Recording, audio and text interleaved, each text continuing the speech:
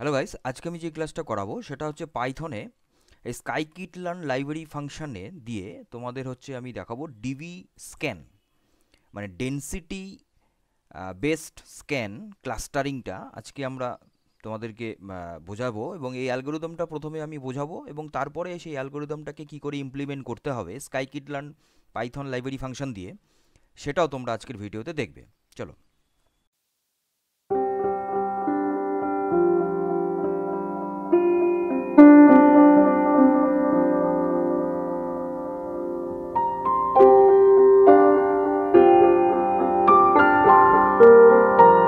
দেখো, প্রথমে আমরা দেখে নিই যে ডেনসিটি বেসড স্ক্যান অ্যালগোরিদমটা অ্যাকচুয়ালি কীরকম। দেখো, কে মিনস অ্যালগোরিদমটা তোমরা বুঝে গেছো। কে মিনস অ্যালগোরিদমের ভিডিওটা আমি দিয়েছি, যেটা যারা দেখোনি তারা কে মিনস ভিডিওটা দেখে নেবে আগে। তো এইবার সেখানে আমি বলেছিলাম যে কে মিনসে কী হচ্ছে, যে একদম মানে যে বাউন্ডারি মানে মেইন যেটা মানে একেবারে অ্যাটলিস্ট যে ক্লাস্টার পর্যন্ত বা যে পয়েন্ট পর্যন্ত যাওয়া যেতে পারে তাকে ক্লাস্টার বানানোর জন্য, সেটা আমি বলেছিলাম। তো এবার সেই জায়গাটা তার সেই জায়গাটার মতন নয়, এখানে একটু ডিফারেন্ট আছে। কীরকম ডিফারেন্ট, যে এই জায়গাটায় যে প্রথমে কি হয় না, সেন্টার পয়েন্টটাকে আইডেন্টিফাই করা হয়। ফার্স্ট অফ অল সেন্টার পয়েন্টটাকে আইডেন্টিফাই করে তারপরে তার বাউন্ডারিটাকে মানে রেডি করতে হয়। এইবার এই জায়গাটায় ওর জন্য কি হচ্ছে না, আরবিটারি শেপ বানানোর জন্য আমরা ডিবিএস স্ক্যানটা ইউজ করতে পারি। তাহলে ডিবিএস স্ক্যান ডিসকভার ক্লাসটা অফ আরবিটারি শেপ, এবং এটা অ্যাবিলিটি আছে কি না আইডেন্টিফাই করা যেগুলো তোমার মানে নয়েস মানে আউটলায়ার, যেগুলো মানে যে সমস্ত ডেটাগুলো ওর বাউন্ডারির মধ্যে পড়ছে না, তার বাউন্ডারির বাইরে যেগুলো আউট যে বাউন্ডারি আছে, সেই ধরনের ডেটাগুলোকে ও কী করে না, সেগুলোকে নয়েস হিসাবে আইডেন্টিফিকেশন করে। এবং এই যে তার অ্যাবিলিটিটা, এই যে তার যে ডিসকভারি করার যে তার ক্ষমতাটা, এইটাই হচ্ছে তোমার হচ্ছে এই যে মেকানিজম, এই যে টেকনিক, এটা হলো এই ডেনসিটি বেসড স্ক্যান অ্যালগোরিদমের কাজ, এবং এইটাই হলো ডেফিনেশন। ঠিক আছে, যে এটা হলো density based, full form density based scan clustering এটা অ্যালগোরিদম এটা। ঠিক আছে, তো এইবার আমরা দেখে নেব যে এটার কোর কনসেপ্টটাতে কী আছে। দেখো, কোর কনসেপ্টটাতে আমরা যাওয়ার আগে এই জায়গাটা দেখো, আমি তোমাদের স্ক্রিনে তোমরা দেখতে পাচ্ছ যে ডান দিকটাতে দেখো তোমার ছবি দেওয়া আছে, তাই তো, ডায়াগ্রামটা দেওয়া আছে। আমি ডায়াগ্রামটা দিয়ে আমি তোমাদেরকে বোঝাচ্ছি, যদিও বাদিকেও লেখাও আছে, কিন্তু লেখাটা শুধুমাত্র পড়লে বুঝতে পারবে না তোমরা। দেখো, এখানে ডিবি স্ক্যান এটা অপারেটিং হয় মেইনলি দুটো প্যারামিটার উপরে। একটা প্যারামিটার হচ্ছে এপসিলন বলে, আর একটা প্যারামিটারকে বলা হয় মিনিমাম পয়েন্টস। কি বললাম, যে ডিবি স্ক্যান অপারেট হয় দুটো প্যারামিটারের উপরে। একটা প্যারামিটার হচ্ছে এপসিলন, দু নম্বর প্যারামিটার হচ্ছে মিনিমাম পয়েন্টস।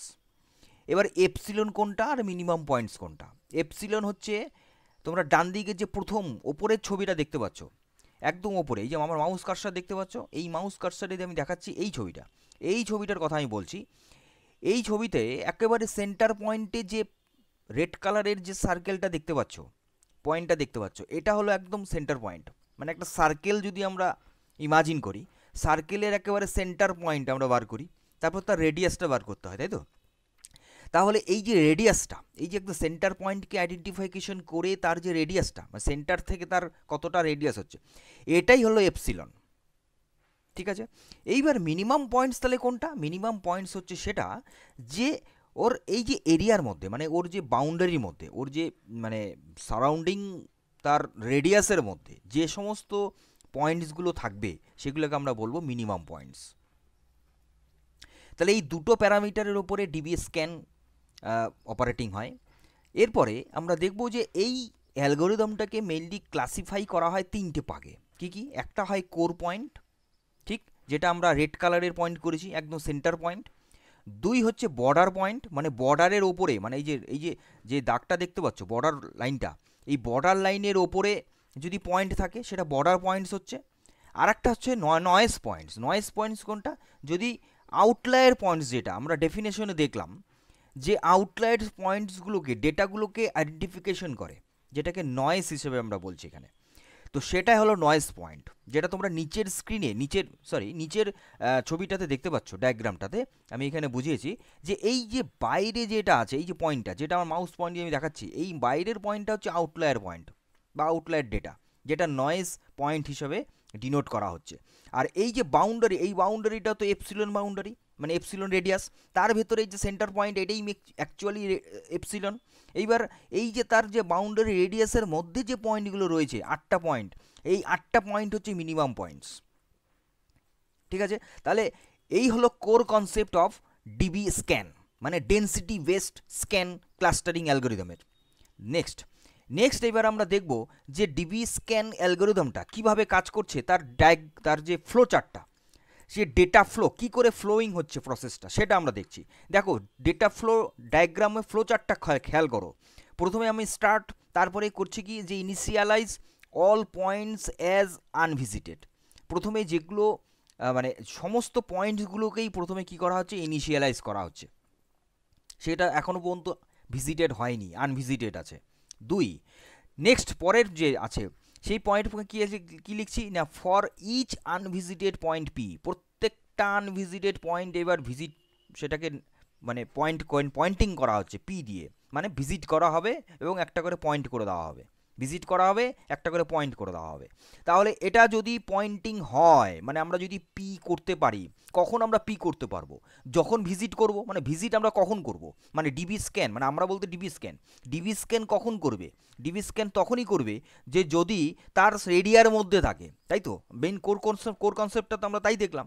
তাহলে সেটা যদি ইয়েস হয়, মানে অল ভিজিটেড পয়েন্টস যদি আমার ভিজিটেড হয়ে গেল, মানে চেকিং হয়ে গেল, যদি হয় তাহলে কি হবে, সোজা দেখো, এই যে সোজা দেখো ইয়েসের হয়ে সোজা বেরিয়ে যাচ্ছে কি এন্ড হয়ে যাচ্ছে। এবার যদি না হয় তাহলে কি হবে, তাহলে হচ্ছে সমস্ত পয়েন্টসগুলো তার ডিস্টেন্সের মধ্যে আমাদের দেখতে হবে। দেখে নিয়ে যেবার দেখা গেছে যে সেখানেও দেখা যাচ্ছে যে কি না মিনিমাম পয়েন্টসের বেশি আছে, মানে একটা পয়েন্টে তার এরিয়ার বাইরে আছে, তাহলে যদি সেরকম হয় তাহলে সেক্ষেত্রে আমরা নতুন একটা ক্লাস্টার পয়েন্ট করব। যদি সেক্ষেত্রে আমাদের পি পয়েন্ট যদি বেশি হয়, সেক্ষেত্রে আর একটা ক্লাস্টার পয়েন্ট করতে হবে। আর যদি না হয় তাহলে তো আমরা সেটাকে নয়েস হিসেবে করব, মানে যদি একটাই পয়েন্ট হয় তাহলে সেটাকে আমরা নয়েস হিসেবে আইডেন্টিফাই করে দেবো। এই হচ্ছে ফ্লো চার্টটা, যে কি করে ডিবি স্ক্যান ওয়ার্ক করে। নেক্সট হচ্ছে এবার আমরা দেখব যে ডিবি স্ক্যানের কী কী সুবিধে আর অসুবিধে রয়েছে।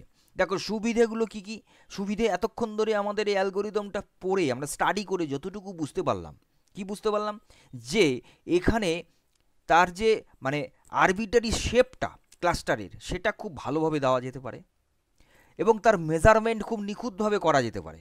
এবং শুধু তাই নয়, সেই জায়গাটাতে নয়েসি ডেটাগুলোকে আইডেন্টিফিকেশন করাও এটার মোস্ট একটা এফিশিয়েন্ট একটা রোল আছে এখানে। তাহলে এইগুলো হচ্ছে মেইন অ্যাডভান্টেজেসের মধ্যে। এবং ডিসঅ্যাডভান্টেজের মধ্যে কি আছে না, ডিসঅ্যাডভান্টেজের মধ্যে মেইন ডিসঅ্যাডভান্টেজ যেটা, সেটা হলো যে মিনিমাম পয়েন্টকে আইডেন্টিফাই করা ভেরি ভেরি ডিফিকাল্ট। মিনিমাম পয়েন্টসকে আইডেন্টিফিকেশন করা খুবই ডিফিকাল্ট, এবং সেন্টার পয়েন্টটাও আইডেন্টিফিকেশন ভেরি সেন্সিটিভ। তো এই দুটো জায়গা কিন্তু খেয়াল রাখতে হবে এই ডিবি স্ক্যানের জন্য। এইবার আমরা দেখে নেব যে কোন কোন জায়গাতে ডিবি স্ক্যান এই অ্যালগোরিদমটা ইউজ হচ্ছে এআই টুলসের জায়গায়, তাই তো কোন কোন জায়গায় না, যে সমস্ত ফ্রড সেন্সর ফল্টগুলো আছে, মানে অ্যানোমালি ডিটেকশন আছে, সেখানে ইউজ হচ্ছে। 2 হচ্ছে কেন অ্যানোমালি ডিটেকশনের ক্ষেত্রে ওই যে নয়েসি যে ডেটা, ওইটাই অ্যানোমালি ডেটা হিসাবে হবে, রাইট। তো এইবার স্পেশাল ক্লাস্টারিং করার জন্য, যেমন ধরো ক্রাইম হটস্পটস, রেস্টুরেন্ট লোকেশন, এগুলোর জন্যও কিন্তু আমরা ইউজ করতে পারি ডিবি স্ক্যান। ইমেজ সেগমেন্টেশন করার জন্য এবং বায়োলজিক্যাল ডেটার এই সমস্ত জায়গাতে আমরা এই ডিবি স্ক্যান অ্যালগোরিদমটা অ্যাপ্লাই করে এআই টুলসে আমরা ইমপ্লিমেন্ট করা যেতে পারে, রাইট। এইবার আমরা এই ডিবি স্ক্যান ইমপ্লিমেন্ট করব কি করে, সেটা হচ্ছে মেইন কথা। যে আমরা এআই টুলস যে বানাবো, সেখানে যে আমাদের এই ডিবি স্ক্যানটাকে আমরা ইমপ্লিমেন্ট করব পাইথনে, কি করে করব। দেখো পাইথনে একটা লাইব্রেরি ফাংশন যেটা স্কাইকিট লার্ন ফাংশন, যে স্কাইকিট লার্ন ফাংশন দিয়ে আমরা এটাকে খুব ভালোভাবে ইমপ্লিমেন্ট করতে পারি। কি তার জন্য মেইন হচ্ছে আমাদের এই যে 4টে পয়েন্টকে ফোকাস করতে হবে। কি 1 নম্বর হচ্ছে আমাদের নামপাই, স্কাইকিট লার্ন আর ম্যাটপ্লট লাইব্রেরি, 3টে লাইব্রেরি ফাংশন ইম্পোর্ট করতে হবে।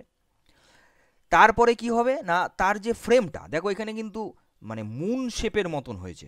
এবার মুন শেপের মতন হবে না তোমার অন্য কোনো শেপের হবে সেটা তোমাকে দেখতে হবে। এখানে মেক মুনস হিসাবে একটা লাইব্রেরি মানে মডিউল আছে যেটা আমরা এখানে দিতে পারি। অ্যাজ ফর এক্সাম্পল হিসেবে আমরা মেক মুনস এখানে দিয়েছি। আমরা যখন কোডিংয়ে যাব তখন আমরা এটা দেখে নেবো যে কী করে এটা হচ্ছে। তারপরে ফিটিং করতে হবে। এবার মডেলটাকে ফিট করে দেওয়া, সেটিং করে দেওয়া, তারপরে রেজাল্টটাকে ভিজুয়ালাইজ করা। এটাই হচ্ছে Python implementation using scikit-learn library function দিয়ে। তো এইবার আমরা সোজা কোডিংয়ের জায়গায় যাব, দেখে নেব যে কী করে এই স্কাইকিট-লার্ন দিয়ে এটাকে ইমপ্লিমেন্ট করা হচ্ছে। চলো, মতো হচ্ছে ইম্পোর্ট করতে হবে। আমি একই বললাম থিওরিটিক্যাল কনসেপ্টে যে নামপাই এবং স্কাইকিট-লার্ন ফাংশন মানে লাইব্রেরি ফাংশনটা ইম্পোর্ট করতে হচ্ছে, আর ম্যাটপ্লট লাইব্রেরি এখানে ইম্পোর্ট করতে হচ্ছে। তাহলে এই জায়গাটাতে আমার হচ্ছে মেইন 3টে লাইব্রেরি ফাংশন লাগছে, যেখানে এখানে 3টে দেওয়া আছে, এবং তার সাথে ডিবি স্ক্যানটা তো লাগছেই, কারণ অ্যাকচুয়ালি ডিবি স্ক্যানটা তো মেইন, তো ডিবি স্ক্যানটা এখানে লাগছে। এইবার স্যাম্পল ডেটাটাকে যখন জেনারেট করছি সেই জায়গাটাতে আমাদের ওই মডেলটা সেট করতে হচ্ছে মেক মুনস। তাহলে মেক মুনস যে মডিউলটা আছে, মডিউলটা ভালো করে শুনবে, মডিউলটা যে মেক মুনস আছে তার আন্ডারে প্যারামিটার কী আছে না, কতগুলো স্যাম্পল আছে, number of sample 250, noisy data মানে যেটা আউটলায়ার ডেটা সেটা কতটা ডিস্টেন্সের মধ্যে আছে, আর হচ্ছে র্যান্ডম স্টেট, এটা তোমরা জানো।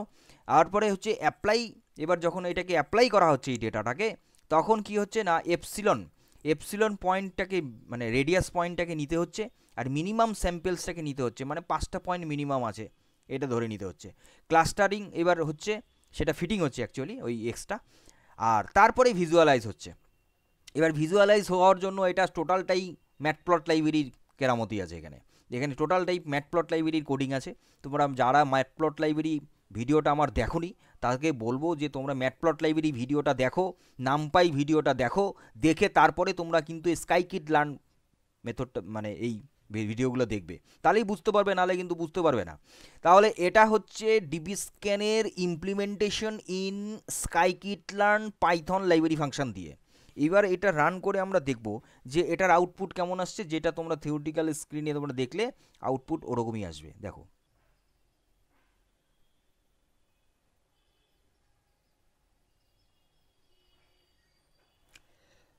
তোমরা এখানে দেখতে পাচ্ছ যে যেটা আমার থিওরিটিক্যাল স্ক্রিনে আমার দেওয়া সেই ছবিটাই এখানে এসছে, মানে একই প্রোগ্রাম তোমাদের যেটাকে আমি বোঝালাম, যে জায়গাটা আমাদের তোমাদেরকে আমি এলাবোরেট করলাম সেটাই কিন্তু এখানে কোডিং করে দেখানো হচ্ছে। এটাই প্রমাণিত যে এখানে ডিবি স্ক্যান ক্লাস্টারিং যে ডায়াগ্রামটা আসলো, ফিগারটা আসলো, দেখো এখানে ইয়েলো কালারের ছোট ছোট ওই পয়েন্টসগুলো, আর এদিকে হচ্ছে পার্পল কালারের কিছু পয়েন্টসগুলো, দুটোকে নিয়ে মুন শেপের মতন হয়েছে। তো দুটো ক্লাস্টার হয়েছে, একটা ইয়েলো কালারের ক্লাস্টার, এদিকে একটা পার্পল কালারের ক্লাস্টার। তাহলে এই দুটো ক্লাস্টার এখানে রেডি হলো। তাহলে আজকের ভিডিওটা, তাহলে আজকের ক্লাসটা এই পর্যন্ত হলো। পরবর্তী ভিডিও পরবর্তী ক্লাস আবার নিয়ে আসছি। তখন তো সুস্থ থাকো, ভালো থাকো, মজা থাকো, আপডেট থাকো, ডিজিটাল থাকো, এবং পলিসি অফ কম্পিউটার লার্নিং সেন্টারের সঙ্গে থাকো। আমি কিং করবো, আমার সঙ্গে থাকো। Thank you.